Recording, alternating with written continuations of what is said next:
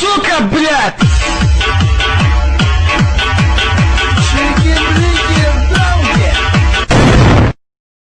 Hello guys, welcome back to the channel and welcome back to my newest video. Sorry for the about a week break, but I really focused on getting the E75TS because it was actually an easy grind, you know, everyone actually could get it because everyone can get third classes, yeah, in every single battle almost. And yeah, I mean, it wasn't the easiest event, but it was easy enough. So today we're not going to review E75TS, we're going to actually do something more strategical, in my opinion. We're going to talk about how to play strategically. And in both of the battles we are going to be a one shot on the at the end of the battle. So basically, yeah, one battle is going to be an IS-4 and one battle is going to be an E75TS. I wanted to actually leave that battle for the E75TS review, but I think it'll be better off like this. So let's talk about that for a second. So what do you need to do to play strategically in a heavy? So you don't want to actually expose yourself so easily because you will get penned. You will get penned a lot. So yeah, like in both of those battles we are going to get penned, but we are going to deal damage as well. And yeah, I think those battles are going to be a really good example to how play strategically in a heavy and not to get killed right away. So let's just get to the replays, and yeah, that's it for our little intro. So as you can see, we are in E75TS in our first replay, and yeah, we are going to get penned a lot, but you will see one or maybe couple of examples how to actually play any heavy right. I mean heavy like this. So basically E75TS is like a E50M but slow-mo version of it. Yeah, it has a pretty good speed for a heavy, but it doesn't have such a great handling, which means that whenever you are going to go uphill, as you can see, you are going to slow down about on average 15 kilometers per hour. Yeah, unfortunately that didn't pen and we are spotted, but we are going to actually try to push them and try to take out this ISU 152. And yeah, they're almost at spawn, and as you can see our AMX is already having a little bit troubles, and unfortunately that didn't go through as well, but ISU did take that shot, and he fortunately I think missed and didn't actually quite get anyone of our side. So we are just going to rush this E75TS, and that's the way actually you want to play this thing. You want to rush your enemies, but you also want to be careful not to get shot. But the best thing about this vehicle is that you're probably you will probably notice that you are going to lose your HP at the beginning of the battle really fast, but then your armor comes into play. Everyone will try to pen you, and everyone will think, yeah, look, this guy can be penned here, but trust me, it won't be like that. Yeah, you won't be penned so easily. Unfortunately, this ISU is dead. So basically you are the strongest when your HP is low, because everyone will try to shoot you in at your so-called weak spots, but they really aren't weak spots. You really cannot get penned on that. So you really need to over-angle this vehicle, because yeah, when you over-angle it, it becomes, as you can see, unpennable, almost unpennable.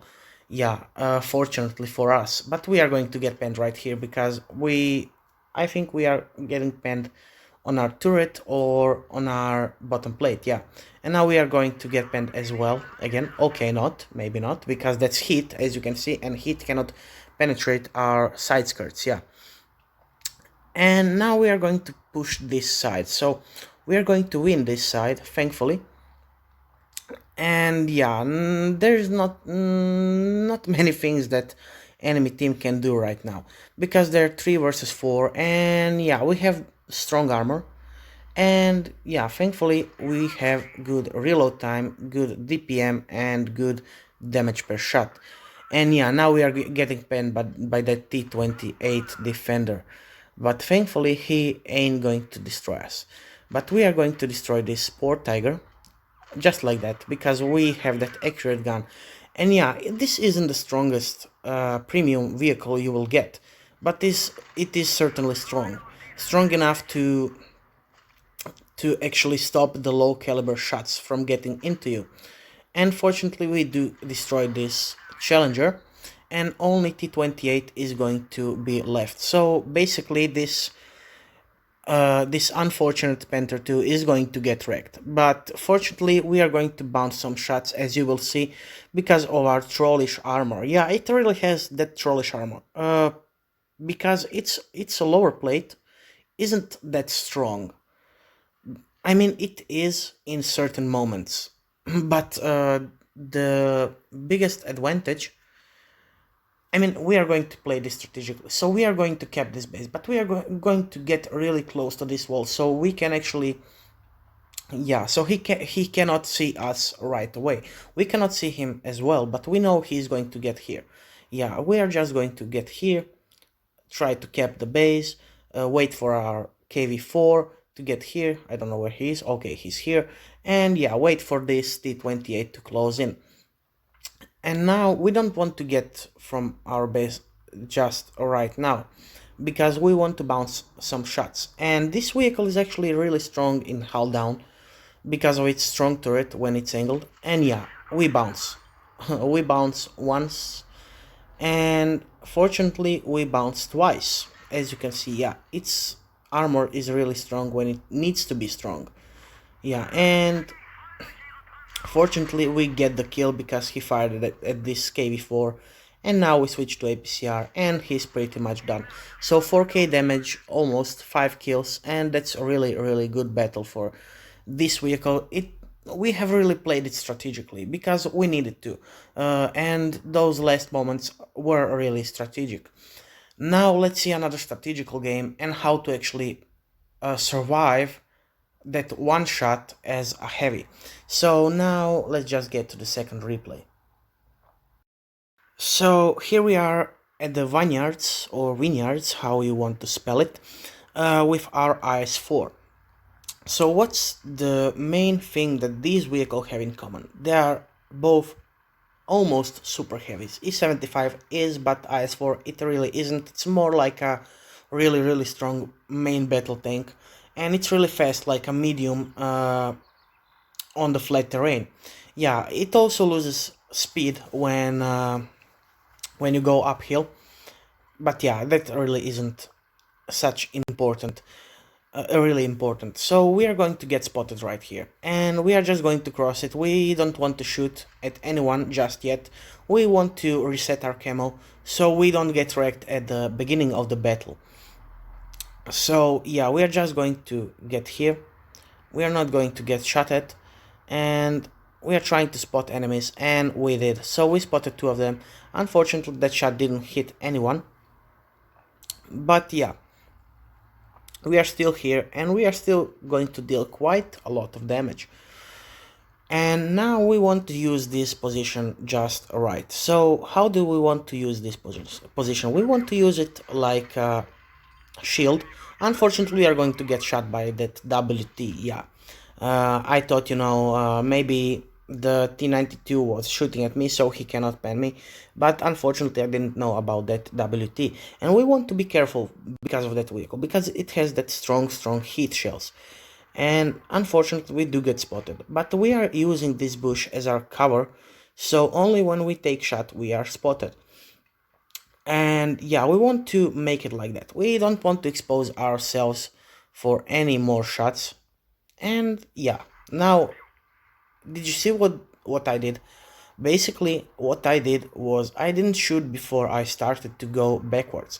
Yeah, there is a little possibility that we aren't go go to hit anyone, because of that dispersion, but we are safer off if we do that, because move if we move, then basically they are not going to try to hit us as hard as they would when we are still. Unfortunately, we do get that shot from WT again. Yeah, he's camping right there. And he is going to actually switch positions. And now we are just going to take a little shot at this T92E1, which is a little bit noob. Because as you can see, he doesn't have any repair kit or med kit. And that is his biggest mistake. And as you can see, he is again getting shot at and trying to pen us, but he isn't going to do that because of our strong bottom and upper plate. And now this E3 is coming our way, and he won't be able to do anything to us because, yeah, he's too slow to do anything. And now he's going to block this poor T92E1. Yeah, I don't know why did you do that, mate. That isn't cool. And yeah, now you're just going to get shot. You're going to get wrecked. And yeah, we're already on 3k damage, as you can see, because we shot that E75. And yeah, now we are going to get shot by him, but he's dead. And now we are just going to switch to heat ammunition because we don't want to risk anything. And he's just going to get wrecked. Yeah, his lower plate is so visible. And yeah, he got wrecked. Now we're already on almost 4k damage, and we have played this really well. So we did hold our position. We still have 800, almost 800 HP to spare. And yeah, we do get spotted, but no one will actually try to shoot at us. And now we are just going to go to finish that poor Patton, which did get penned at his turret. And yeah, as you can see, this vehicle is really good because it isn't so slow, so it can really take some position, and it is, I think, the perfect example for a heavy. Yeah, I wouldn't like to have i7 right here because it has slower reload, and it would definitely let this Jagdtiger to shoot at it because of its really weak lower plate. And now we are going to get shot, of course, but we don't care.